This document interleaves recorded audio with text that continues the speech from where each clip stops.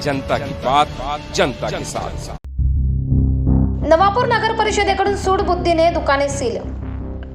नवापूर नगर परिषदेच्या मालकीचे महात्मा गांधी पुतळ्यासमोरील दुकाने, त्यात 2 गाळे एकलव्य मोटर ड्रायव्हिंग स्कूलचे आहे, त्याला काल दुपारी सूडबुद्धीने दुकानाला सील करण्यात आले असल्याचा आरोप सुभाष गावित यांनी केला आहे। नवापूर नगर परिषदेच्या पथकाकडून गाळे धारकांकडून भाडे वसुली करण्यास सुरुवात करण्यात आली आहे। त्याच अनुषंगाने नगर परिषदेचे बोलेरो वाहनातून शहरात दवंडी पिटवत वसुलीला सुरुवात झाली होती। 2024 रोजी संपणार आहे। यातील एक जरी गाळा धारकाने रक्कम भरली नाही तर गाळा नूतनीकरण होणार नाही। आपल्या दुकानाचे भाडे आज वार शुक्रवार दिनांक 12/1/2024 संध्याकाळी 5 वाजेपर्यंत भरावयाचे आहे।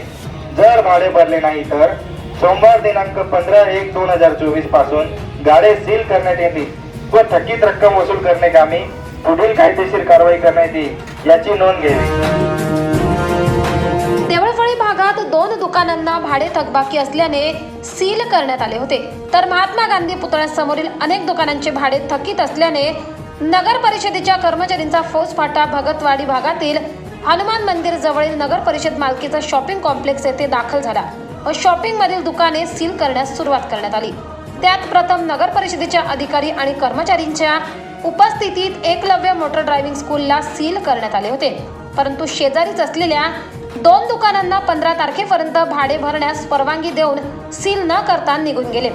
एकलव्य मोटर ड्रायव्हिंग स्कूलचे गाळेधारक सुभाष गावित यांनी व्यापारी संकुलात मुतारीची मागणीचा अर्ज केला होता, त्याचा राग धरून कारवाई केल्याचा आरोप केला गेला आहे।